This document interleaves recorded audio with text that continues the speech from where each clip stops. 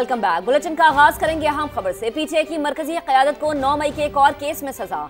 राना सनाउल्लाह के घर पर हमले के मुकदमे में उमर अयूब, शिबली फराज, कंवल शोजेब, जरताज गुल समेत 59 मुजरिमान को 10-10 साल कैद का हुक्म दे दिया गया। रुकने पंजाब असम्बली इस्माइल सेला को 10, शेख शाहिद जावेद को 3 साल की कैद सुनाई गई है। दीगर 14 मुजरिमान को भी 3-3 साल की सजा। फैसलाबाद की इंसदादे दहशतगर्दी अदालत ने फवाद चौधरी और जैन कुरैशी समेत 34 मुलजिमान को बरी कर दिया। रिपोर्ट करेंगे यूसुफ चीमा। 9 मई के बलवाइयों के गिर्द घेरा तंग।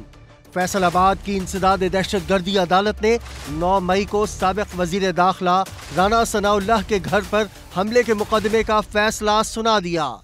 मजमूई तौर पर 75 मुलजमान को सजाएं। अदालत ने 34 मुलजमान को बरी कर दिया। उमर अयूब, शिबली फराज, जरताज गुल, कंवल शौजब, अहमद चट्ठा, इस्माइल सेला और राय हसन नवाज को 10-10 साल कैद की सजा। रुकने पंजाब असम्बली शेख शाहिद जावेद समेत 16 मुलजमान को 3-3 साल कैद की सजा सुनाई गई। बरी होने वालों में फवाद चौधरी और जैन कुरैशी भी शामिल हैं। कैमरामैन कदीरुर रहमान के साथ यूसुफ चीमा, समा, फैसलाबाद।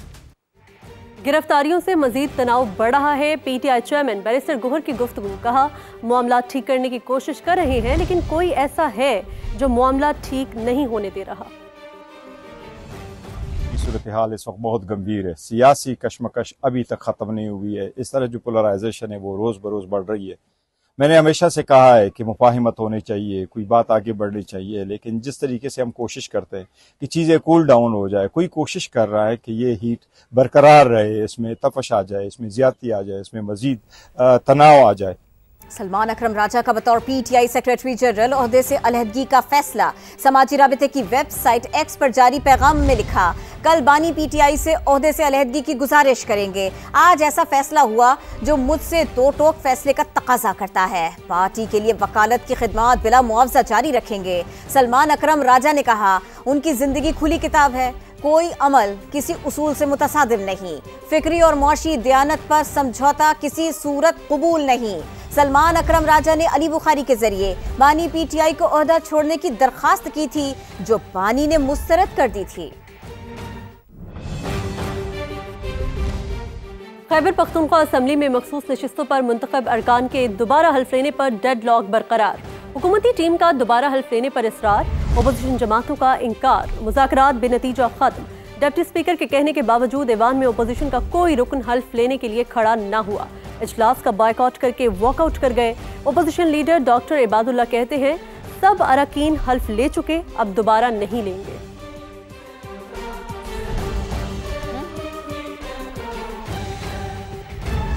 आगे बढ़ते हैं। मोदी सरकार का हालिया जंग के बाद पहली बार पाकिस्तान से राबता।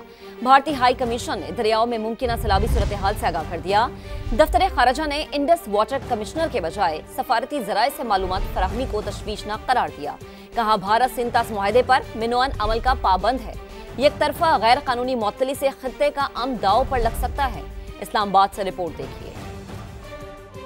मार्का हक में मुंह की खाने के बाद भी मक्कार मोदी सरकार ओछी हरकतों से बाज न आई। दरियाओं में मुमकिन सैलाबी सूरत हाल बताने के लिए इंडस वाटर कमीशन के बजाय सफारती सतह पर राब्ता। तर्जमान दफ्तर खारजा का इस इकदाम पर सख्त इजहार तशवीश, मुमकिन संगीन नताइज का भी इंतबाह।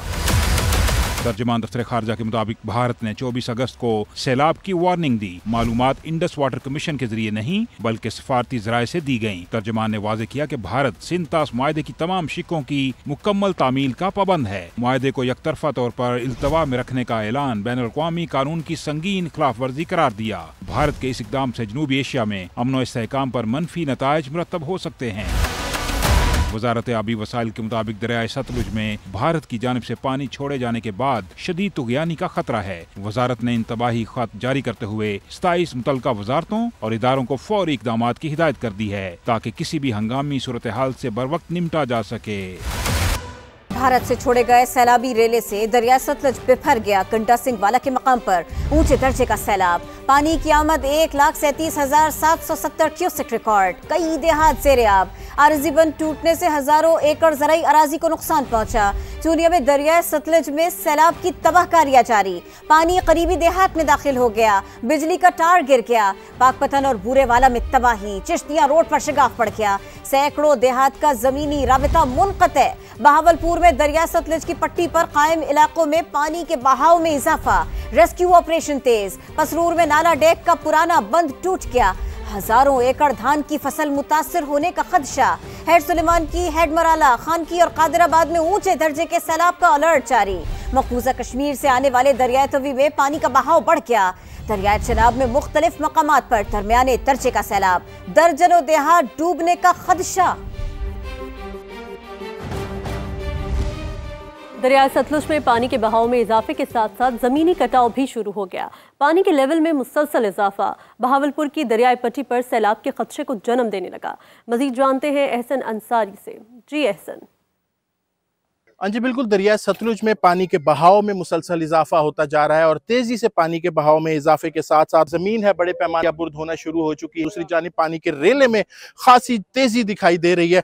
इस वक्त तकरीबन 40,000 क्यूसिक से जायद पानी का जो रेला है वो गुजर रहा है, जबकि बहुत जल्द इम्कान है कि तकरीबन 40 से 50,000 क्यूसिक पानी का जो रेला है वो इस रेले में मजीद शामिल होगा, जिसके बाद पानी के बहाव में मजीद इजाफा और कटाव भी देखा जा सकता है। दूसरे इंतजामिया और रेस्क्यू 1112 ने इलाका मकीनों को भी हाई अलर्ट करते हुए तंबी कर दिया कि वो फौरी तौर पर महफूज मकामात पर जो है वो अपनी नकल मकानी कर लें, ताकि पानी में इजाफे और सैलाबी सूरत हाल पैदा होने से पहले ही वो किसी महफूज मकामात पर जाके अपनी जिंदगियों को महफूज बना सकें। जी आपका बेहद शुक्रिया। बालाई इलाकों में बारिश है, दरिया सिंध में सैलाबी सूरत हाल, घोटकी के कच्चे के कई देहात ज़ेरे-आब आ गए, कई इलाकों का जमीनी राबता मुनक़ते हो गया। रुझान के मुतादिद नशेबी इलाके भी डूब गए हैं, हजारों एकड़ पर खड़ी फसलें तबाह हो गई। जमीनी रास्ते बंद होने से आमदोरफ्त के लिए कश्तियों का इस्तेमाल किया जाने लगा। दादू मोरो पुल पर भी सैलाबी सूरत हाल पैदा हो गई। यूनियन काउंसिल सियाल के मुतादिद देहात ज़ेरे-आब, खैरपुर के मकाम पर दरमियाने दर्जे का सैलाब, इलाका मकीनों ने नकल मकानी शुरू कर दी। गिलगित-बल्तिस्तान में सैलाब से तबाही, तालीदास गांव में रिलीफ ऑपरेशन जारी, मुतासरीन के लिए खेमे लगा दिए गए। शाहराह ग़ज़र की बहाली का काम इसका आगाज कर दिया गया। ताइन पुल बहाल न होने से 3000 की बस्ती शहर से कट के रह गई। मसनूई झील में पानी भी कम होने लगा।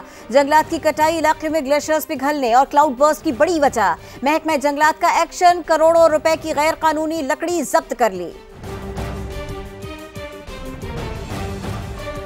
लाहौर के मुख्तलिफ इलाकों में वक्फे से बारिश का सिलसिला जारी है। इस वक्त शहर के किन किन इलाकों में बारिश हो रही है और ये सिलसिला कब तक जारी रहेगा, जानते हैं अनसफर से। जी अंस। जी लाहौर में आज सुबह सवेरे से ही लगातार बारिश का सिलसिला जारी है। शहर के मुख्तलिफ इलाके जिनमें Model Town, Garden Town, Gulberg, Liberty Chowk, Kalma Chowk, Lawrence road, airport के तरफ कतबा चौक और माल रोड के तरफ शामिल हैं।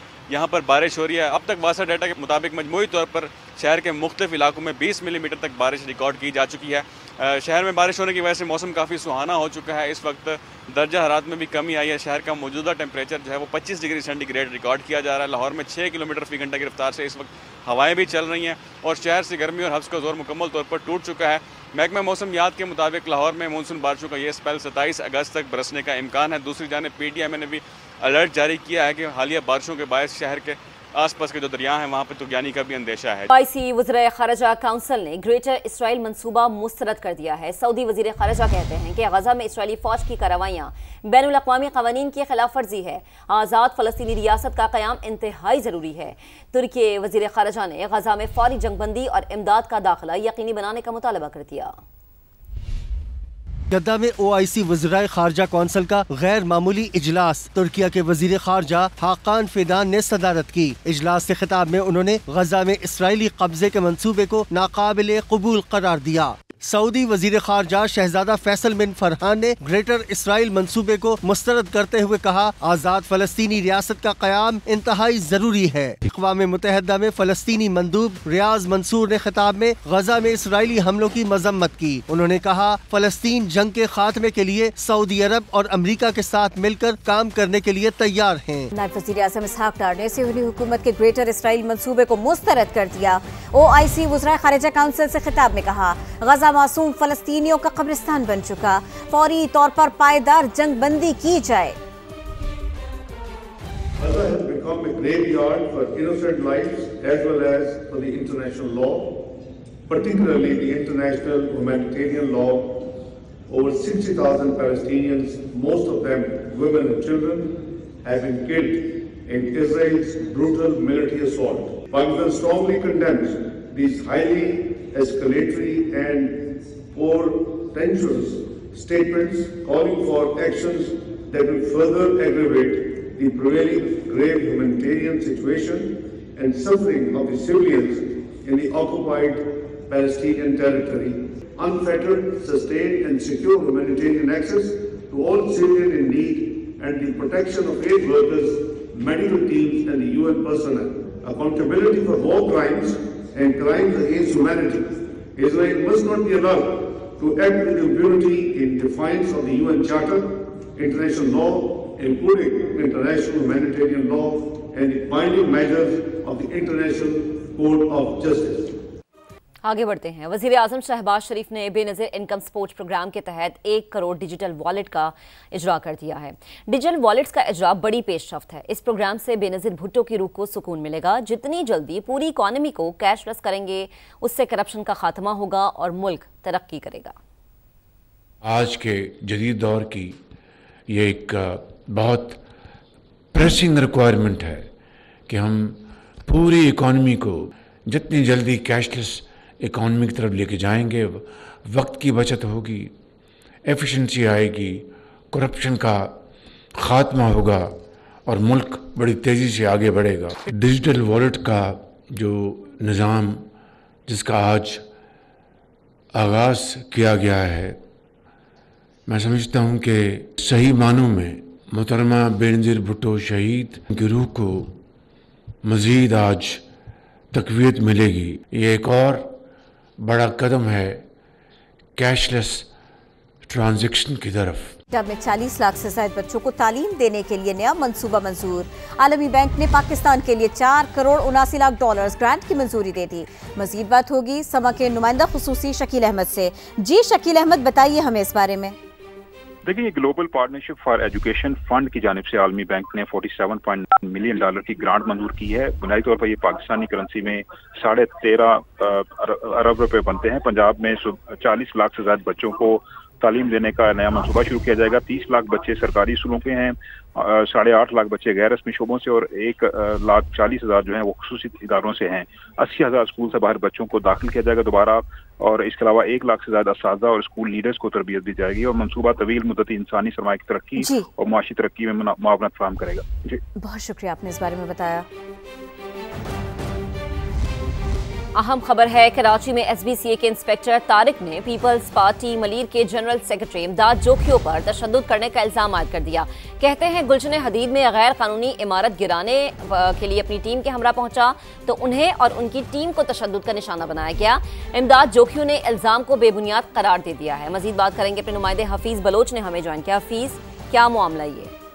जैसे कि ये कराची के जिला मलीर है, जहाँ पर वो गुलशन हदीद में वाक़ एक निजी जो बेकरी है उसकी तामीरात हो रही थी। इलाका माकिनों की शिकायत पर जब सिंध बिल्डिंग का अथॉरिटी के अमला वहाँ पर पहुँचा तो उन्हें मज़ामत का सामना करना पड़ा। सिंध बिल्डिंग कंट्रोल अथॉरिटी के जो इंस्पेक्टर हैं तारिक अस्केली, उनके मुताबिक कि उनको पीपल्स पार्टी के जो जनरल सेक्रेटरी हैं जिला मलीर के इमदाद जोखी, उन्होंने उसको तशद्दुद का निशाना बनाया और बदतरीन का तशद्दुद का निशाना अपने साथियों के साथ अपने साथियों के हमरा उन्हें तशद्दुद का निशाना बनाया। तमाम टीम वहाँ से रवाना हो चुकी है और थाने में पहुंची कि इस वाक़े के जो है। ठीक है हफीज, आपका बेहद शुक्रिया। और आपको बताएं कि हिंदू इंतहा पसंदों ने एशिया कप में पाक भारत मैच की एक बार फिर मुखालिफत कर दी। वजारत खेल की जानिब से ग्रीन सिग्नल के बाद मोदी हुकूमत पर दबाव बढ़ने लगा। शिवसेना के अहम रहनुमाओं और अरकान पार्लियामान ने मोदी और वजीर इत्तलात को खत लिख दिया। एशिया कप में पाक भारत हाई वोल्टेज टाकरा 14 सितंबर को दुबई में होगा।